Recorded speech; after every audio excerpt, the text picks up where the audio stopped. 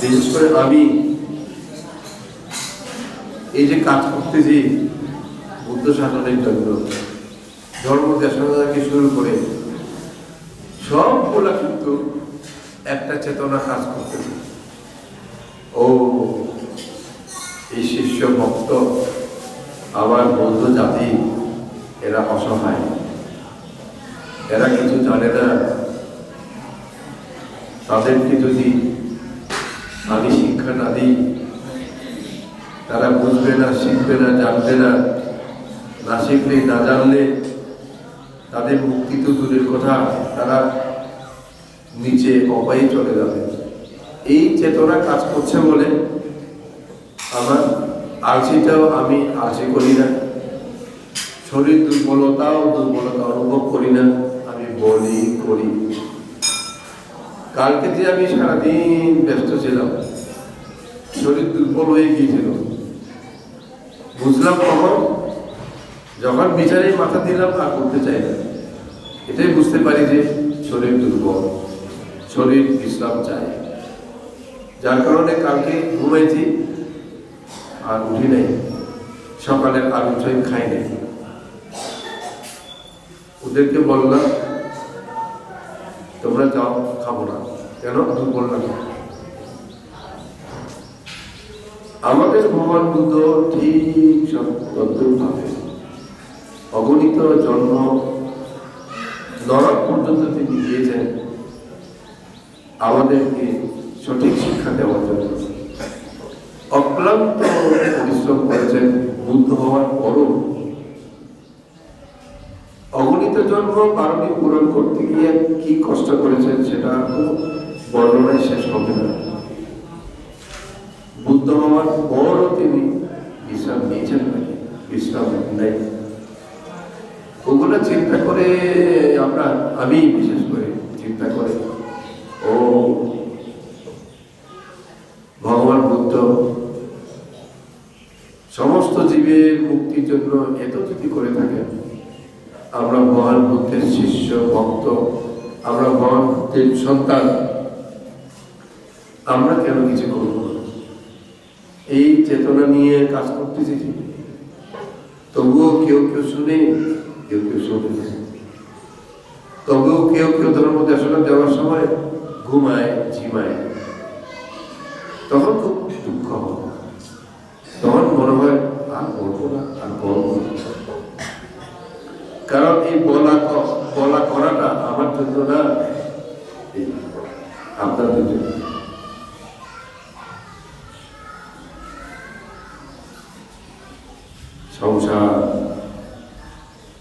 সংসার অতি অল্প সময়ে সংসার আমরা উপলব্ধি করতে পারি না, সেটা বুঝতে পারি না। যারা সংসার করছে তাদেরকে জিজ্ঞেস করুন। আমরা নিজেরাও, আমি নিজেকেও আমি চিন্তা করি, ভিক্ষু জীবনের 27 বছর কেমনি চলে গেল, সংসার দীর্ঘ নয়, ক্ষুদ্র। যারা সংসার করছে তারাও জানবে, আমি তো ওই দিনই বিয়ে করলাম, আমার ছেলে মেয়েরা ইউনিভার্সিটি কলেজ, অনেকে নাতি পেয়ে গেছে।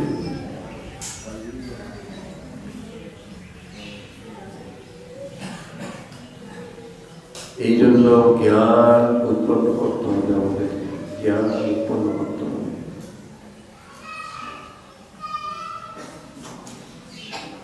পৃথিবীতে মানুষ হয়ে এসেও সব জায়গায় যে পূর্ণ করতে পারে তা নয়।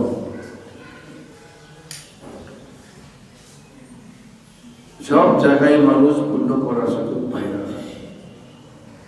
মানুষ পায় না, সেরকম একটা পরিবেশ পেতে হয়। সেরকম পরিবেশ পেয়েও অনেক সময় পূর্ণ করতে পারে না, সেরকম কল্যাণ মিত্র পেতে হয়।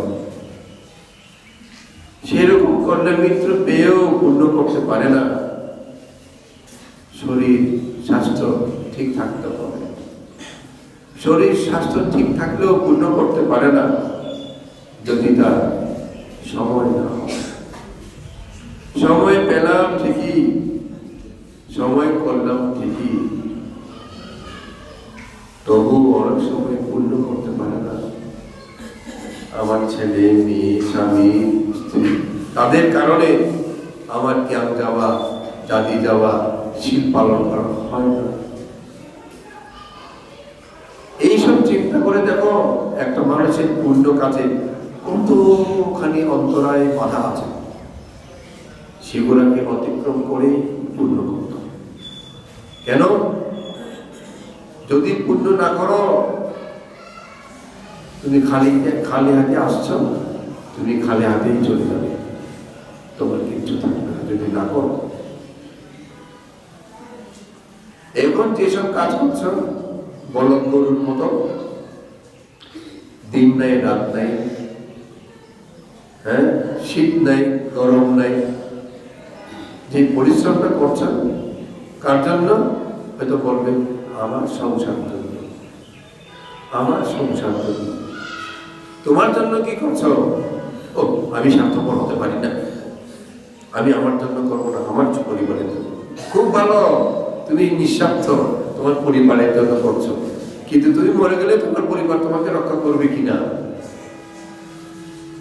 তুমি নিঃস্বার্থ, তোমার ছেলে মেয়েকে খুব ভালোবাসো, তোমার স্বামী তোমার স্ত্রীকে তুমি খুব অন্তর দিয়ে ভালোবাসো, তাদের জন্যই তুমি মাথার ঘাম পায়ে ফেলে দিন নাই রাত নাই কাজ করছো। আমি স্বার্থ করতে পারি না, নিঃস্বার্থ, তাদের প্রতি আমি অকৃত্রিম ভালোবাসি, খুব ভালো।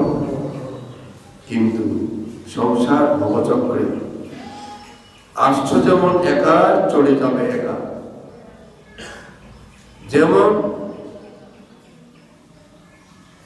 একা আসছো একা যাবে, তেমন তোমার পাপ পুণ্যে, বিশেষ করে তোমার পাপ কর্ম যখন ফল দেবে, তোমার আত্মীয় অনাত্মীয় ভাই বোন কেহই তোমাকে উদ্ধার করতে পারবে না।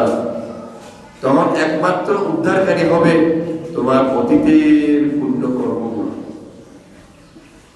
তাই পুণ্য কর্ম করতেই হবে। কালকে হাজার পদে পূজা জানিয়েছিলাম, আমি মেলাবো আমাদের মন্ত্রী বীর বাহাদুরের স্ত্রীকে বললাম, তোমাকে আমি বলছি প্রবঞ্চ অনুসারে থাকো, তুমি থাকো না, তুমি আসল জিনিসটা না পাইয়া বকলা পাইছ, বকলা সার বস্তু না পাইয়া অসার পাইছ। তুমি মানতে এই বছর তাহলে আরেক বছর আরো তো অনেক সময় আছে, এরকম বড় বছর।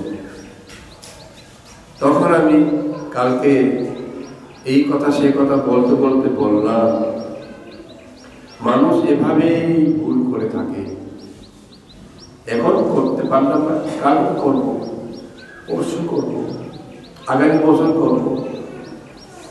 কে তোমাকে গ্যারেন্টি দিয়ে বলবে তুমি আগামী বছর বেঁচে থাকবে? হ্যাঁ, তুমি বেঁচে থেকেছ আগামী বছর, ঠিক আছে, তোমার তুমি বাঁচছ, কিন্তু তুমি অসুস্থ বিছানায় পূর্ণ করতে পারবে? হ্যাঁ, তুমি বিছানায় নয়, তুমি সুস্থ, তোমার আর্থিক অবস্থা তখন খারাপ। এখন তোমার টাকা পয়সা আছে, সেই সময় তোমার টাকা পয়সা নাই। আজকে রাজা কালকে ফকির হয়ে যায় না? তাই আমি গতকাল বলছিলাম সিরাজদৌল্লা নাটকের কথা। ছোটকালে গ্রামোফোন রেকর্ডে সিরাজদৌল্লা নাটক শুনতাম, তখন সেখানে গান গায়, আজকে রাজা যে ভাই কাল ফকির। আজকে আমি মন্ত্রী, আজকে আমি এমপি, আজকে আমি চেয়ারম্যান মেম্বার রাজা, আজকে আমি কোটিপতি, কালকেই আমি ফকির হয়ে যেতে পারি। তখন তো আমি দান করতে পারবো, পুণ্য করতে পারবো। সেই জন্য এগুলোকে বুঝে সময়কে কাজে লাগাতে হবে। সবচেয়ে বড় কথা অনিত্য ধর্ম। আপনি যেমন অনিত্য, আপনার জীবন যেমন অনিত্য, আপনার ধন দৌলত মান ইজ্জত পদবী চাকরি বাকরি ব্যবসা বাণিজ্য সবই অনিত্য।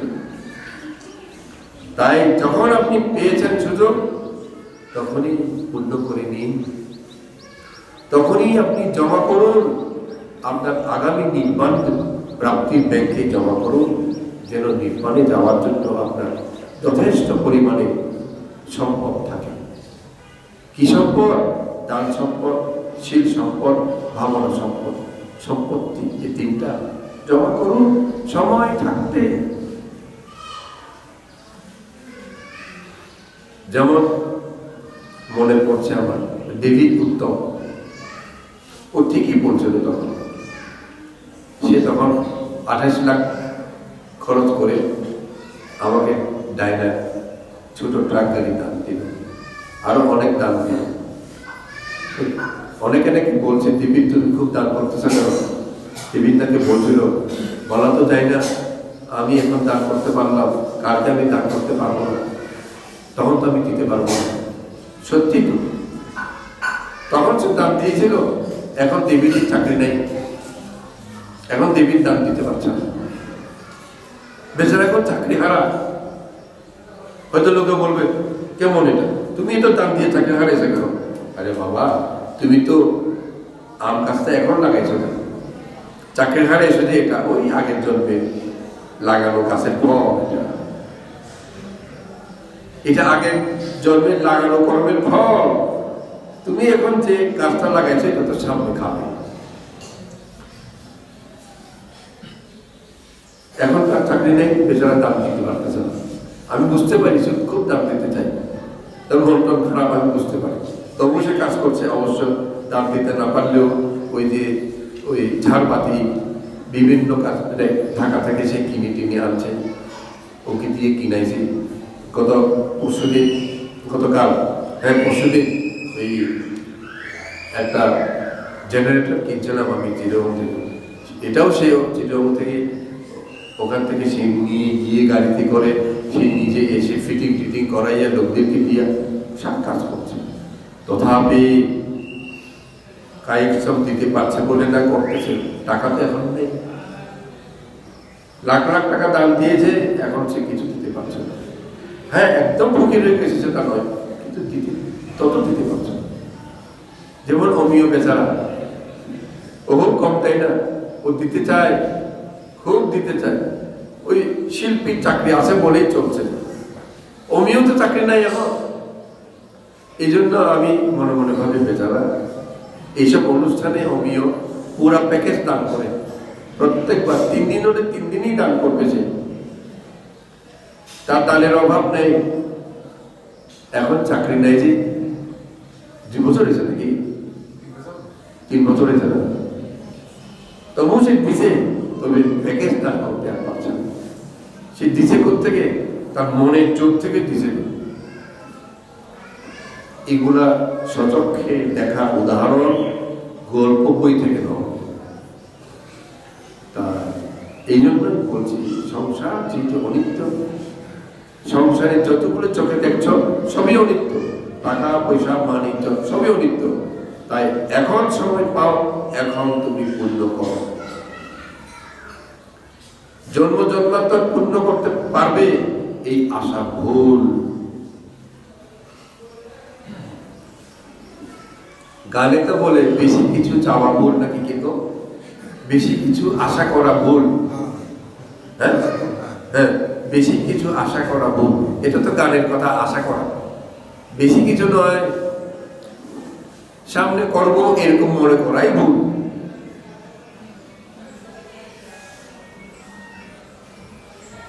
জন্ম জন্মান্তর পূর্ণ করতে পারে না। আমাদের বুদ্ধিসত্ত্ব কেউ দেখো জন্ম জন্মান্তর তিনি রাজা হয়েছেন, মন্ত্রী হয়েছেন, এমন নয়। কোন কোন জন্ম তিনি গরিব মানুষ হয়েছেন, বুদ্ধিসত্ত্ব। কোন কোন জন্ম রাজা কর্মচারী হয়েছেন। এমনকি কোনো কোনো জন্ম তিনি হাতি, ঘোড়া, বানর, কুকুর, পাখি বলেছেন। ওই সময় পুণ্য কেমনে করবে?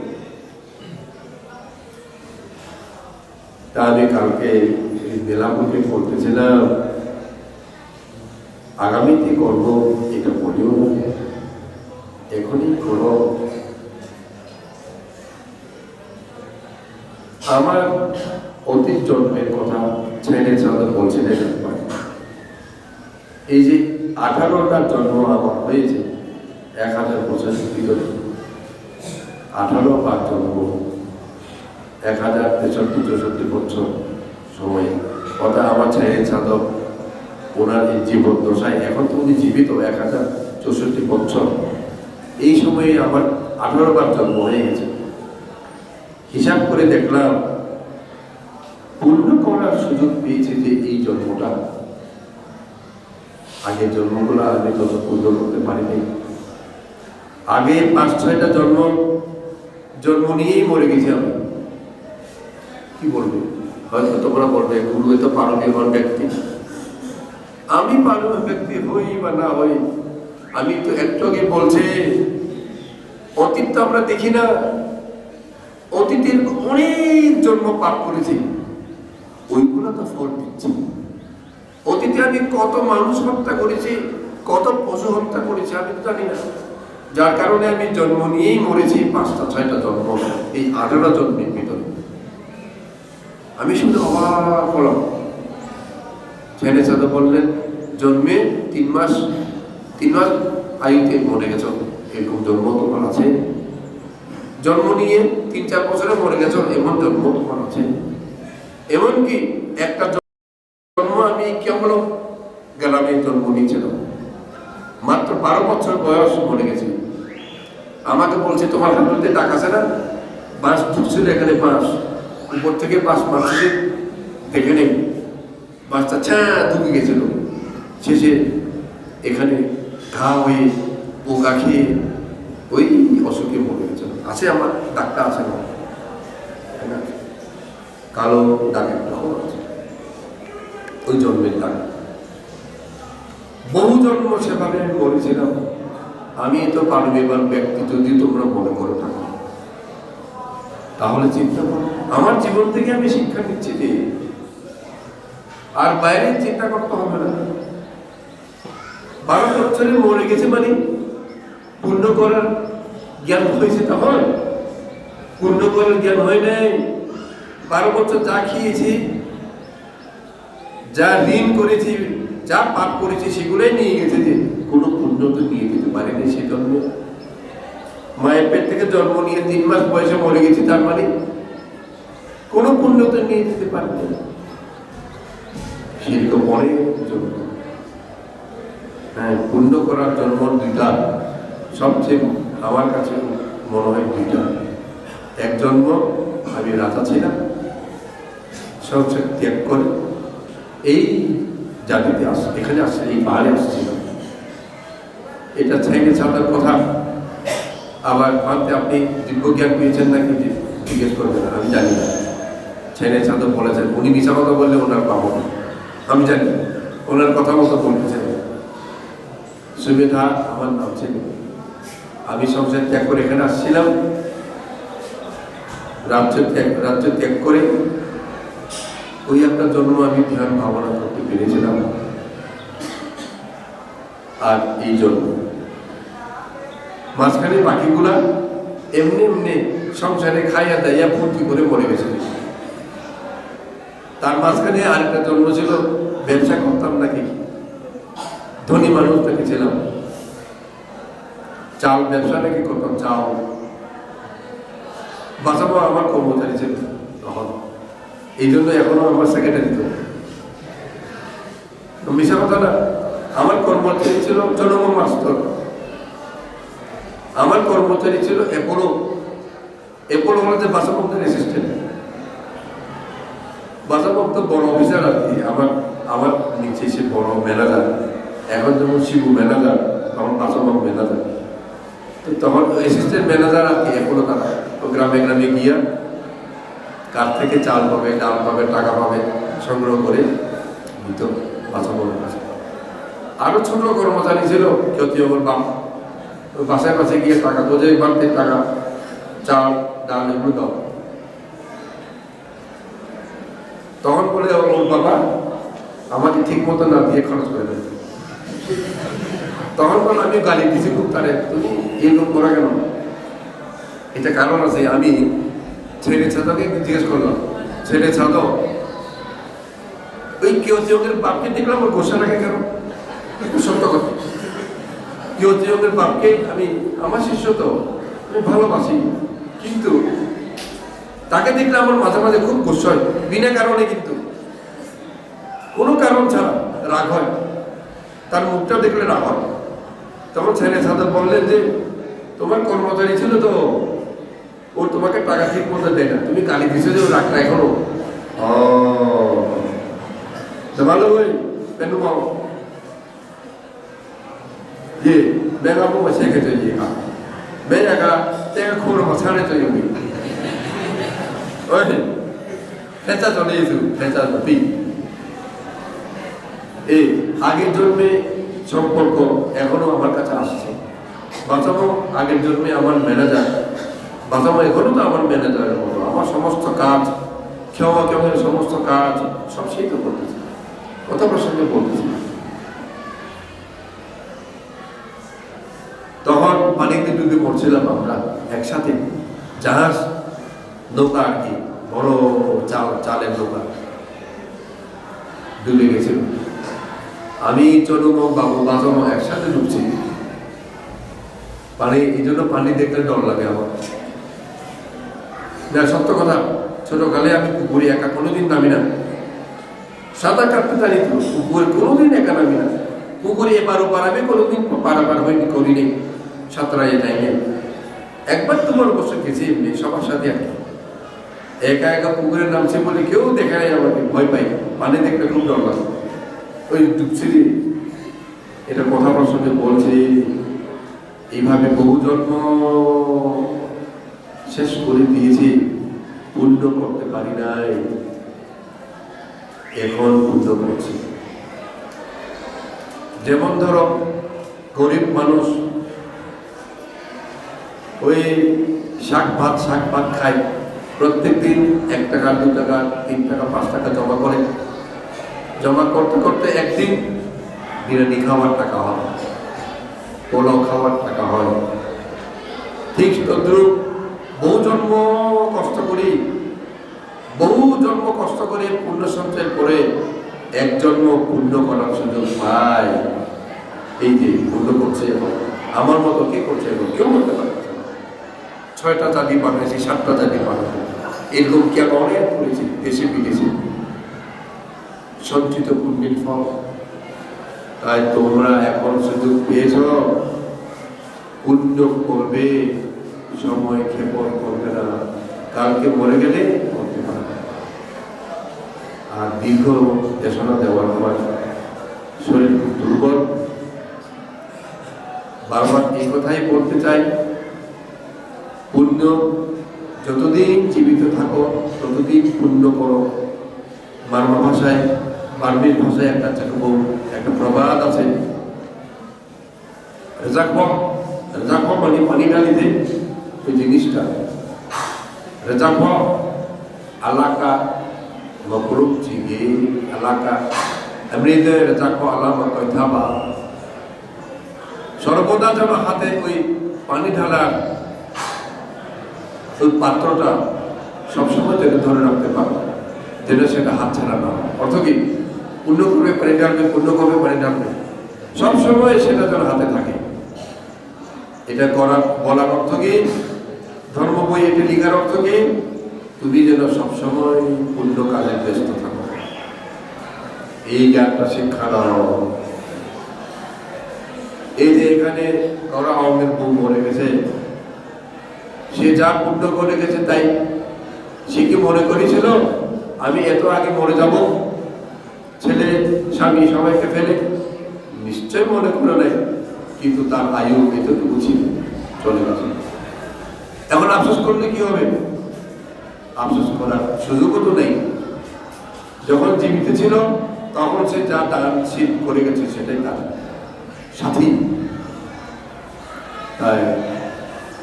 তাই সবসময় এটাই আমার মাথায় ঢুকে, কারণ আমাকে অনেকে বলেও তো এত পুণ্য এত অনুষ্ঠান কি উনি ব্যবসা শুরু করে দিয়েছেন।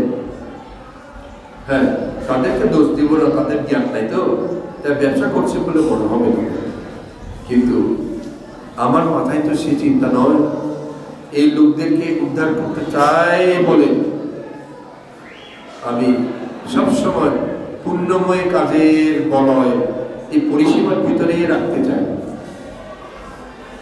মা বাবা সন্তানদেরকে ভালো মানুষ করতে চাই বলে 1 ঘন্টাও তাদেরকে ওদিকে ঘুরেফেরা করার সময় দেয় না।